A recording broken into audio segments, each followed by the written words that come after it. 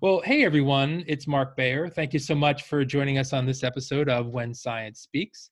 Today's episode is brought to you by Bayer Strategic Consulting in Washington, D.C., which helps scientists and engineers learn insider skills and techniques for getting funding, gaining influence, and building relationships with their most important stakeholders. It is fantastic to have Dr. Fabricio F. Costa on the show today. Fabricio is a science and technology expert. He's a seasoned business strategist and serial entrepreneur. He has more than 20 years of experience in top academic labs and companies, including Harvard University, Northwestern University, Google, Apple, and others.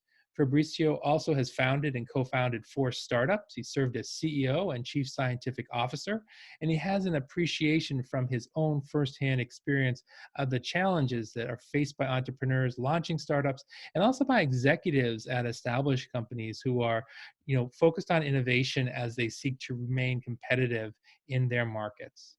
Fabricio is currently the CEO of Genomic Enterprise, which is at genomicenterprise.com, a company whose mission is to provide consultancy services in several different fields involving STEM for government, academic centers and institutions, universities, and other organizations on a global scale. His mission is to disseminate science, innovation, technology, IP management, and entrepreneurship through the talks that he gives, presentations and workshops, other events, which are all aimed at increasing awareness of the new scientific discoveries and technologies that will impact society locally and worldwide. Fabricio was recently head of one of Apple's programs called Apple Academy in South America, where he mentored students and managed projects in iOS app development, while also serving as an independent consultant, strategic advisor in the pharmaceutical, biotech, and technology sectors. Fabricio received his postdoc degree in molecular neurogenetics from Harvard Medical School and Harvard University, his PhD in science from the University of São Paulo and the Ludwig Institute for Cancer Research in São Paulo, in Brazil, of course, and his bachelor's in science from the Federal University of Minas Gerais, located in his hometown named Belo Horizonte, or Beautiful Horizon in English. Welcome to the show, Fabricio. Yes, it's a pleasure to be here. Thank you, Mark, for the invitation. I'm glad to be here to be able to answer your questions and anything that the listeners would like to hear from my expertise. Great. And there's a lot of expertise and experience that you have just in your career to date. And so I want to start with your work as an entrepreneur. You're a seasoned, successful entrepreneur. And I'm wondering, how did you develop your interest, both in startups, but also in your field of specialty in life sciences and related industries? Well, Mark, I don't know about that thing that you call success in entrepreneurship, but I think I'm still learning. Mm-hmm. My startup interest started with a very interesting story because I had a lot of frustration in the academic life. Mm-hmm. Things move very slowly. The funding is not a lot of funding for research. Mm-hmm. And my life sciences interest, it's an interest story too, because when I was in high school, I had a biology teacher that was giving us classes about genetics, and I was really interested, and I wanted to do something related to genetics. At that time, a long time ago, in Brazil or even in South America, I tried to find like a university of college that would give me a degree on genetic engineering, right? Which is called molecular biology right now, but nobody would offer this. So I did a bachelor's in biochemistry in the university in my hometown, and then I moved to São Paulo, which is a big town like New York in the US for Brazil, if you compare. Mm-hmm. And then I started my academic life. But interestingly, before that, as a teenager, everybody that I talked to, because of the International Space Station, NASA, and all of the space program, I wanted to be an astronaut. Oh, really? Interesting. Yeah. This biology teacher, after she gave us like the genetics course, I became very interested in I flipped. So I wanted to be an astronaut and see the world, the big things. So I kind of changed it for the small things, the microscopic things, like the genetics of the cells. So it's a big change, but I think they go along the same line. Mm-hmm. And now we are seeing the resurface of the SpaceX with NASA and the new programs, because for a while the things were not that good at NASA. But I think that's how everything started. The whole interest in science was like that. I see. I see. So interesting. And a lot of people point back to a particular teacher, in high school or middle school who inspired them, who got them to see a new part of, the academic landscape that they otherwise wouldn't have seen. So thank you for sharing that. And I want you to think now about your role as a strategic advisor and a consultant. And you were really delving into the strategy of various firms when you're acting as a consultant. And I'm wondering what some common red flags are that you see that either are causing underperformance or maybe could lead to problems in the future. Yeah, well, the red flags are everywhere. As a consultant, the things that I care most, and I analyze from a company. It could be a big enterprise, it could be a mid-sized enterprise, or it could be also a startup. The startup culture is very different from the other companies that are already established. But I think there are three things that are important in the company: social capital, like people in general, and how they are managed; intellectual capital, which is knowledge, right, about the innovation that they are developing or the things that they are doing; and also the financial capital. They need money, cash flow, or investors, something like that. The common red flag that I see is most of the times are lack of a good communication and bad managing, like bad relationships between between people in the company. Because I think the most important thing is the social capital, not just for the company, but as a culture value for the company. So I've learned that when you are building the company, you have to build also together a culture in which the people don't just go for a paycheck. They are going for something, a mission, a vision, or they have to be encouraged. They have to be heard. So I think the main problem, the main red flags are communication, which is really bad sometimes when the company is big, and also bad relationships between managers and people that are managed and things like that.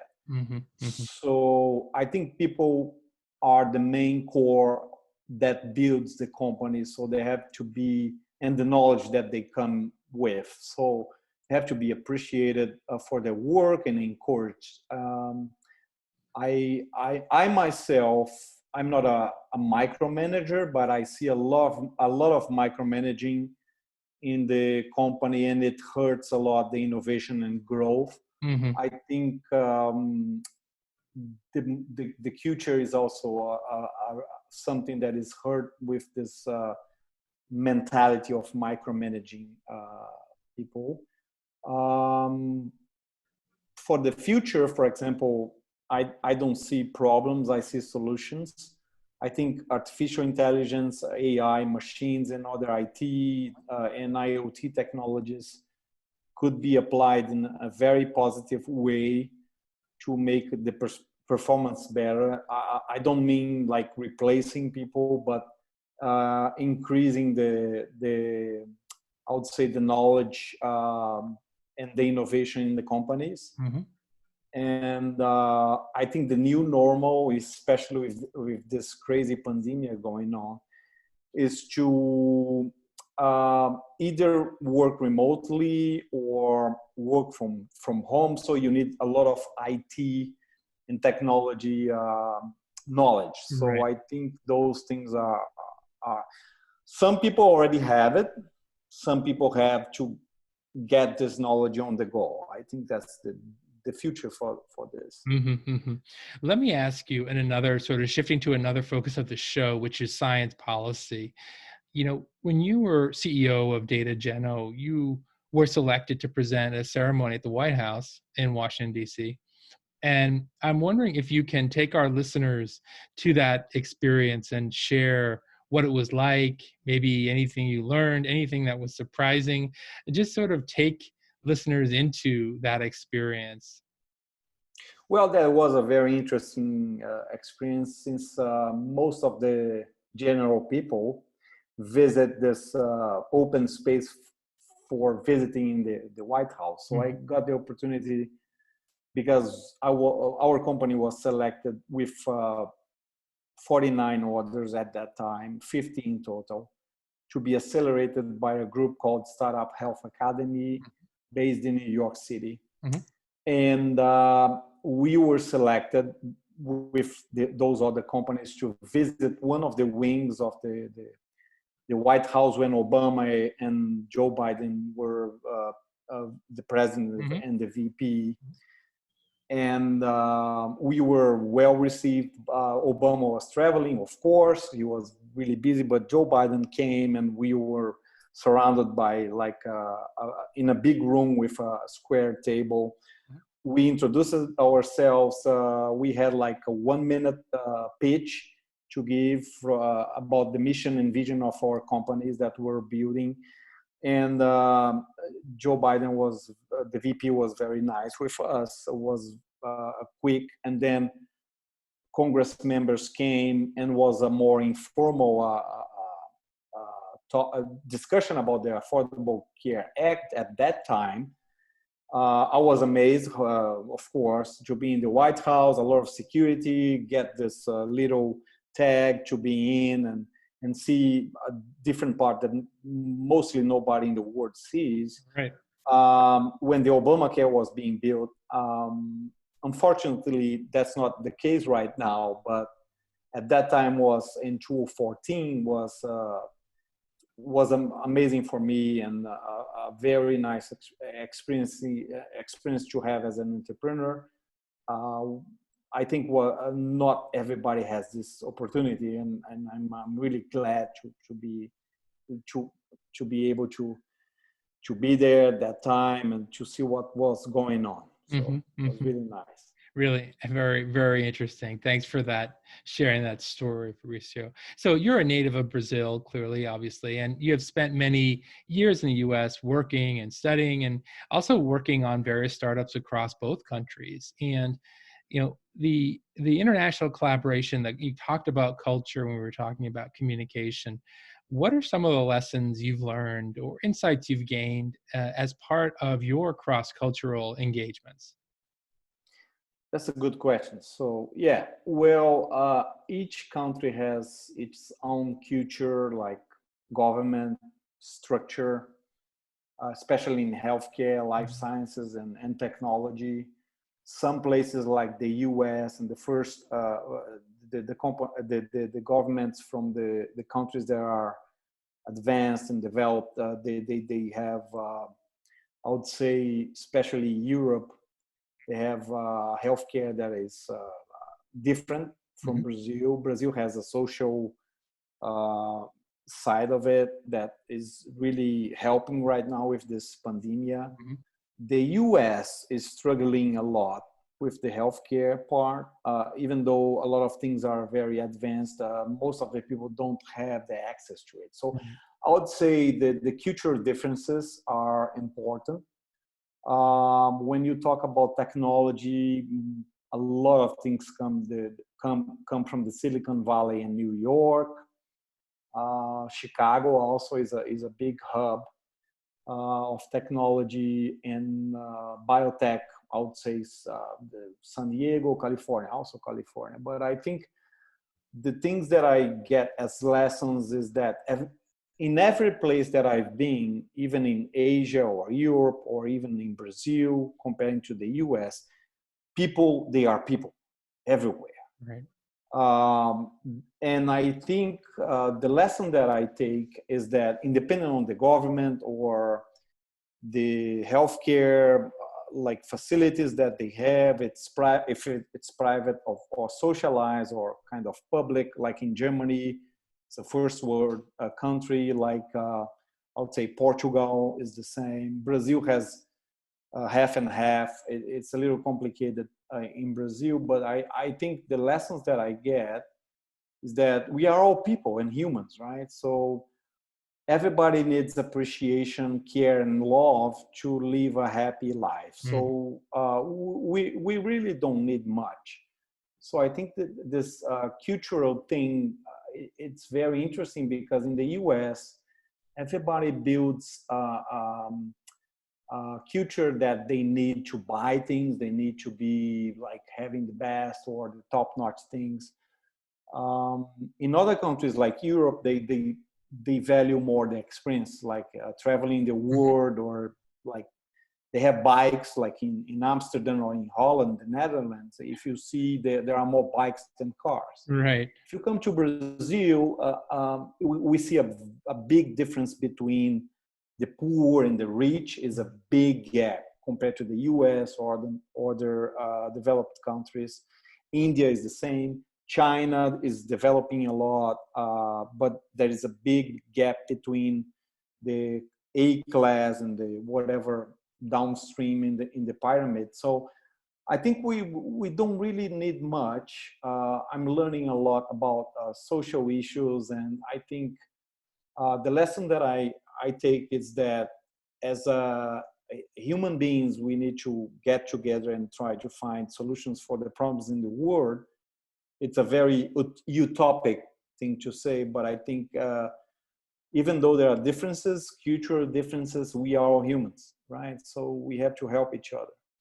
Absolutely. And I think that one of the things you're sort of saying is that in our essence, we just need to find those fundamental connections that we all have, because as humans, yep, maybe there are layers of things that we add on, but they're really kind of superfluous to who we are as people, as a kind of a core. So getting to that and finding those connection points that we all share, no matter which country we live in, is so vital for these kind of cross-cultural understandings, at least, and maybe even agreements and ways to work together. So thanks for drawing that out from your own personal experience as someone who does that a lot, interacting with a lot of different cultures.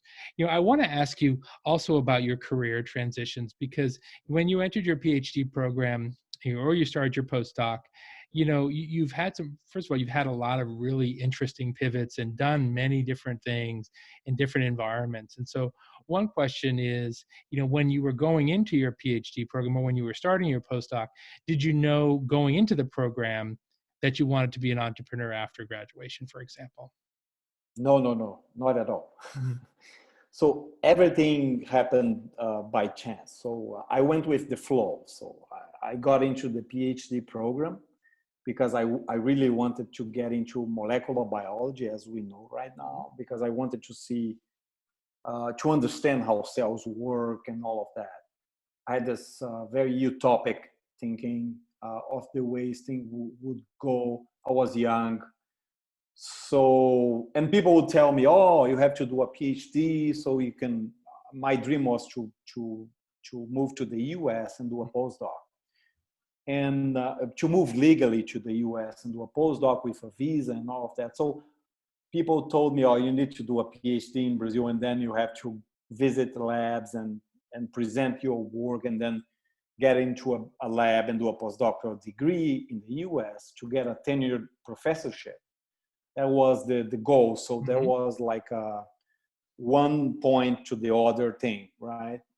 And this was all an illusion, because I did all of this, and my parents were really nice to me, because when I finished my PhD, I got like help to travel to several labs in the US to present my work and to select a place and to be selected also to do my postdoctoral training.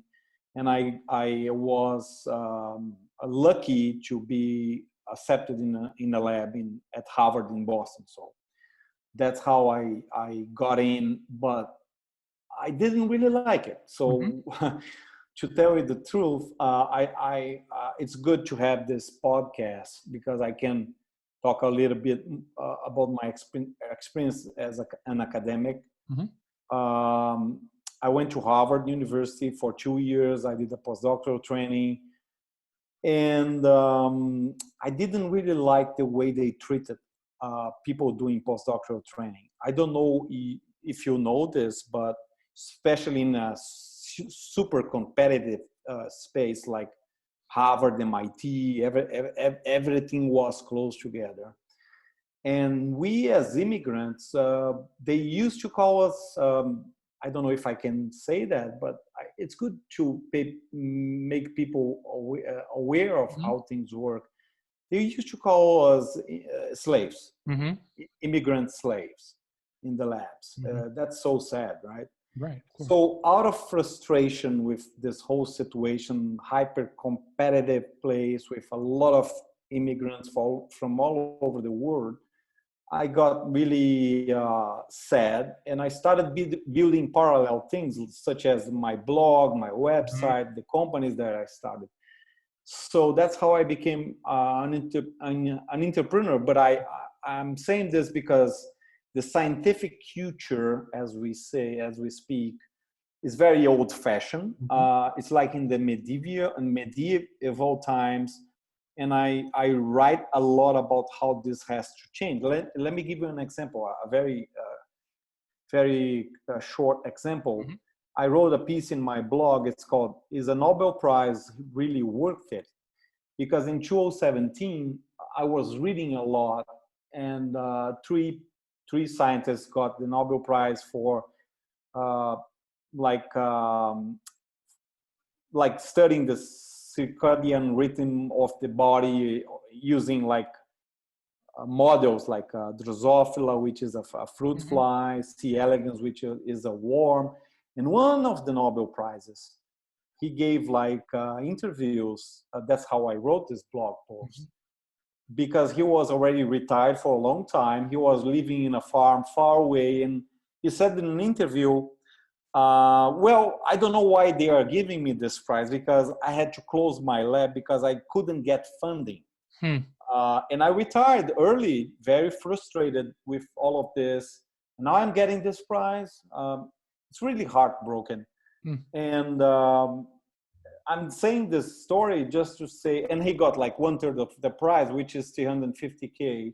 It's not a lot of money when you are talking about like venture capitalists investing like billions of dollars, Right. or 100 million in a company.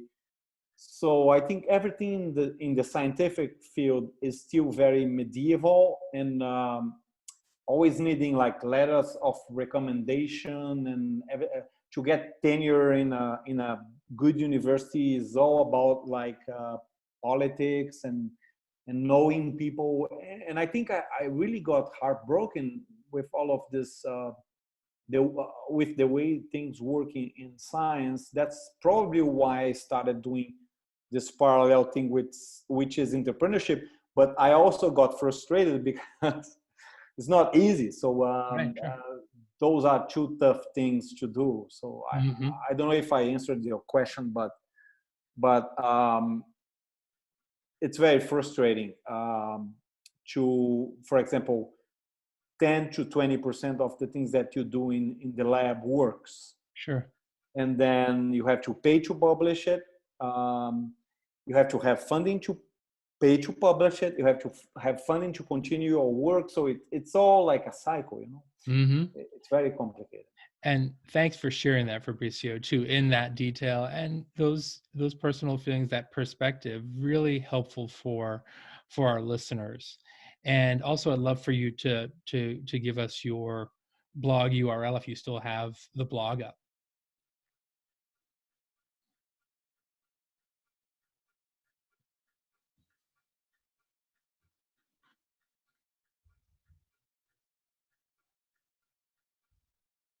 So thank you for sharing that, Fabricio. And could you give us the URL for the blog? Yes, www.genomicenterprise.com/blog. Okay, great. That's super. Thank you for doing that. I just want to end by asking you about what's happening currently with the COVID-19 pandemic. And for those of us in the United States, we're seeing a lot of news coverage showing hardships suffered by many Brazilians that's been caused by the pandemic. And I wanted to ask you about what you're hearing, what you're seeing, what you're experiencing. I know you're based in the U.S. now, but clearly many of your family members are in Brazil. And so, what can you share with us about what the current state of the situation is in Brazil?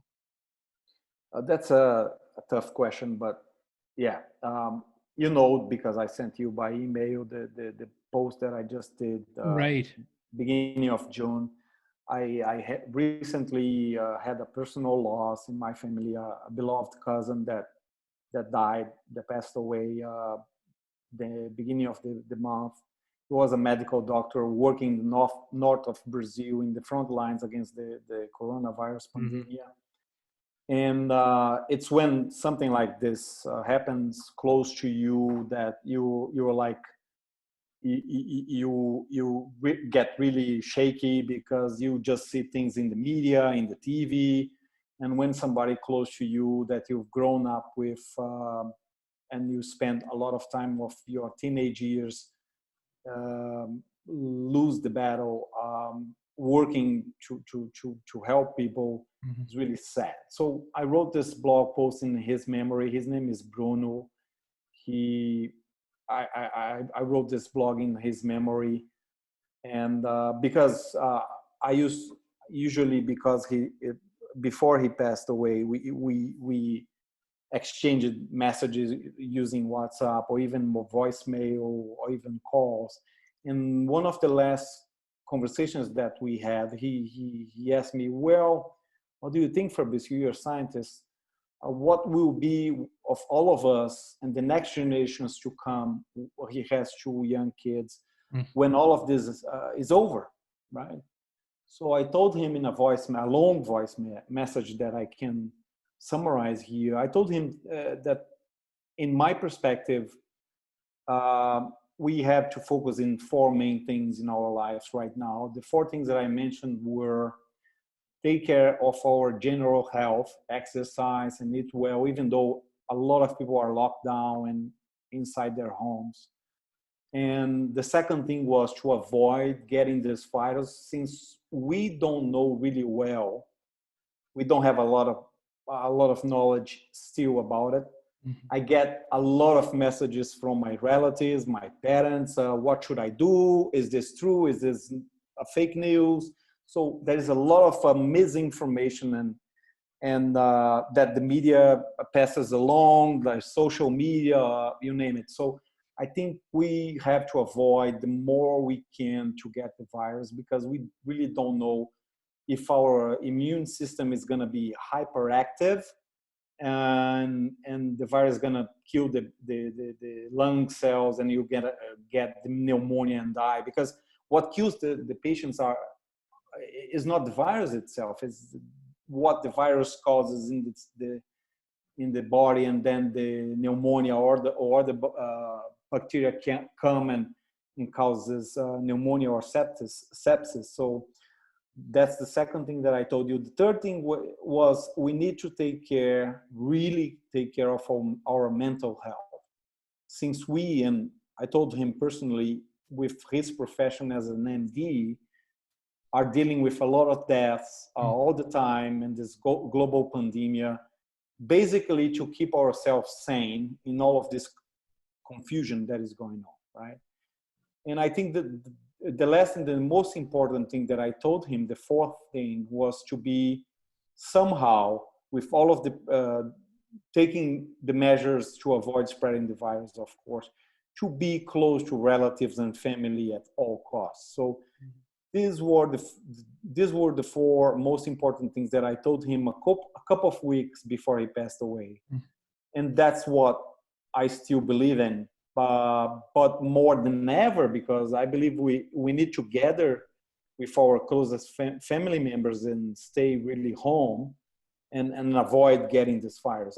I think I'm not getting into politics in this podcast, but I think the governments everywhere, it's not just in Brazil. It's like the US is a problem.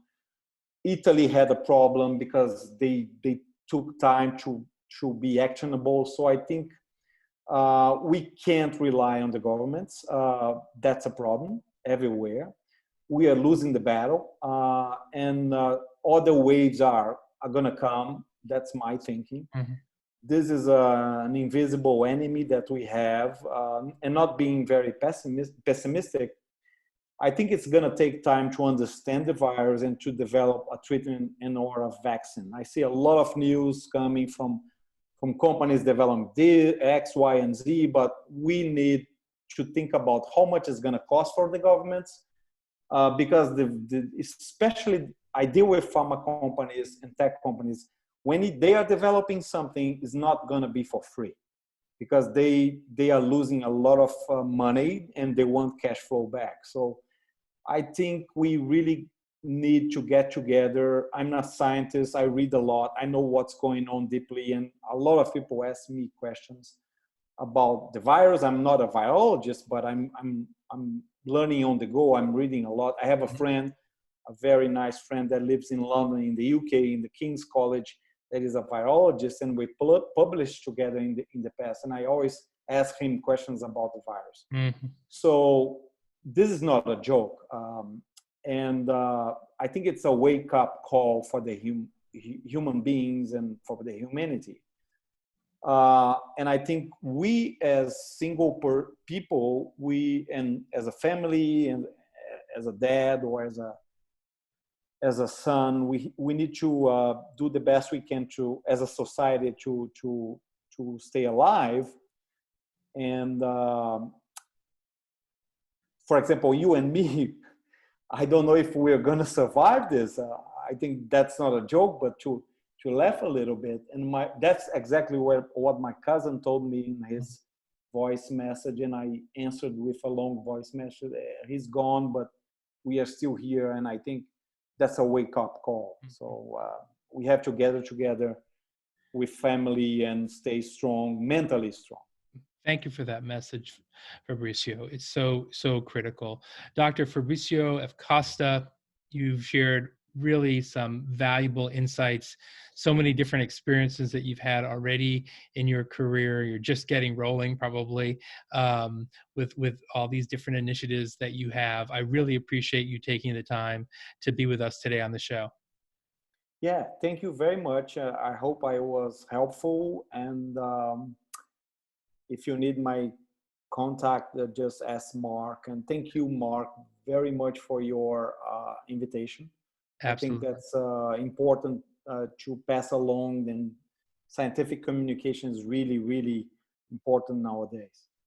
Thank you so much. And listeners, thanks for being here on this episode of When Science Speaks. I hope you'll be back next time for the next episode of When Science Speaks.